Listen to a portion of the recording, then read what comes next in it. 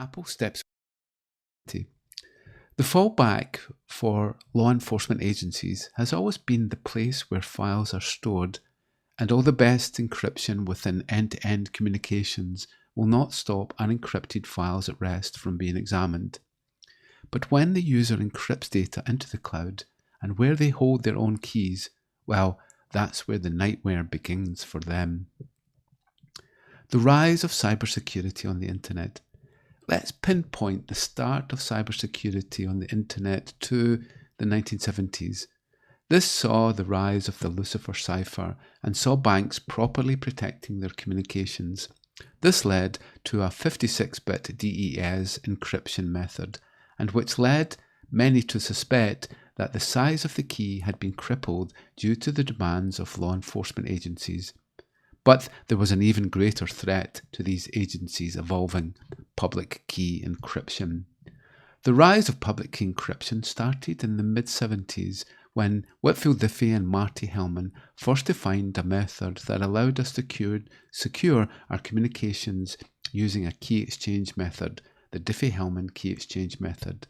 And then, almost a year later, Rivest, Shamir and Edelman presented a way to digitally sign a hash of data with the RSA signature method, and where a server could sign a hash of data with its private key and for this to be verified with the associated public key.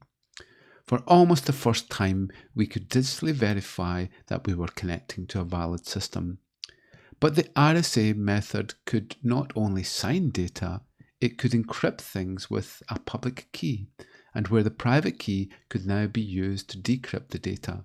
It was a nightmare come true for law enforcement agencies. What was magical about these methods was that you could encrypt data with keys that could be created for every single session and generated and stored on user devices. User devices could then even pick the keys that they wanted and their sizes and security levels. The days of security being crippled were fading fast. While the first versions of SSL were crippled by the demands for limits on this security, eventually SSL evolved into something that could not be controlled. But still, files could be viewed on user devices, so it was not a major problem for investigators. Then, in 2001, the AES method was standardized by NIST, along with the newly defined methods of SHA-256 for hashing, and we basically had all the security elements in place. But all of this did not please law enforcement agencies. For them, the rise of cryptography removed the opportunities that they had in the past and where they could mass harvest information from phone calls or from the postal service.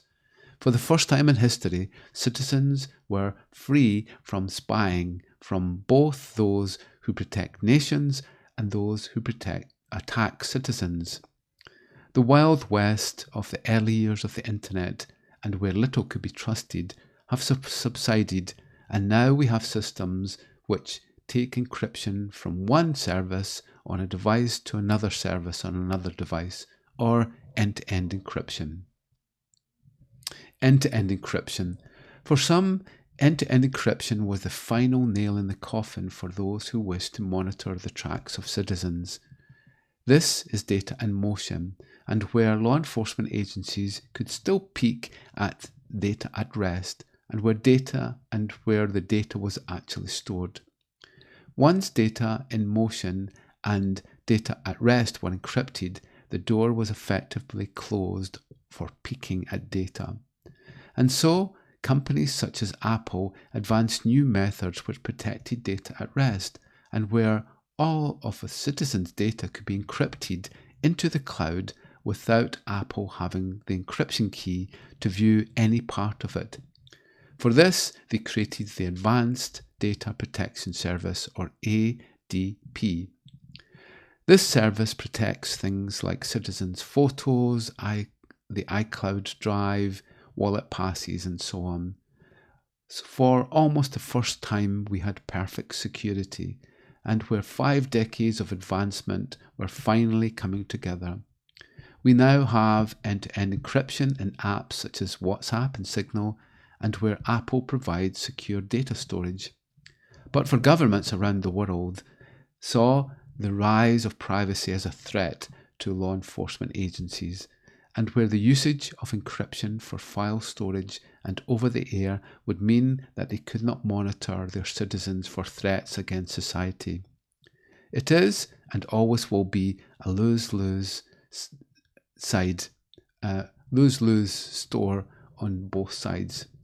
And so many governments have been calling for a backdoor in cryptography so that the good guy could access citizen data and communications, but not a bad guy. Unfortunately, that's not the way encryption works, and where backdoors are a bad thing and are difficult to hide. So the UK government has been putting pressure on Apple to provide them with a backdoor into their secure systems. For this, Apple would have to either provide them with a magical key to open up encrypted communications and file storage, or dump their advanced data protection system and leave files unencrypted for investigation. Apple stepping back. It would have been a difficult choice for Apple, but they decided to drop their advanced data protection system for UK users and not go with the nightmare of a backdoor in their systems. Imagine if a terrorist had stored their files in the iCloud and law enforcement agencies had requested these files. Well, Apple would have to hold their hands up and say that they didn't have the encryption keys for the files, as the encryption keys would be held by the user. Overall, I trust Apple and I believe that they have some of the best security around. When was the last time you heard someone getting some malware on an Apple system? They support a proper secure enclave and are advancing privacy-aware cloud infrastructures for machine learning. They have also brought forward areas such as homomorphic encryption within applications.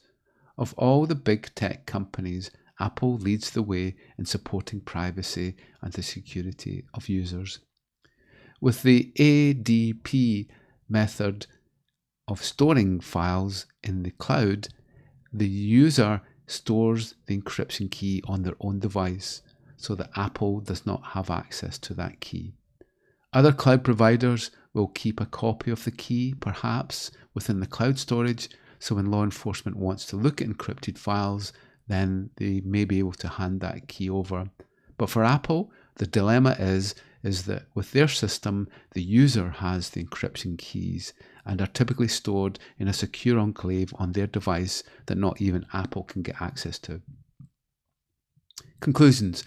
I feel sorry for Apple as they have been painted into a corner. From a cybersecurity viewpoint, it is disappointing that Apple has been forced to step back on its advanced data protection tool, as it was a great advancement in overcoming large-scale data breaches. And like it or not, there is no magic wand that stops a bad actor from using something that a good actor has access to. Basically, if you leave the front door key under the mat, you have no guarantee that someone else will be able to find the key and use it.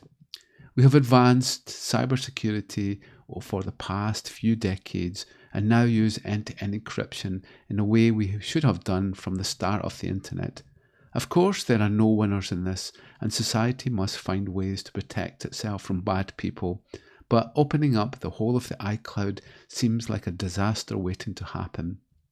The door is open for more agile companies to support enhanced security and privacy, as the large tech companies seem to be applying the brake on some of their security advancements. Thank you.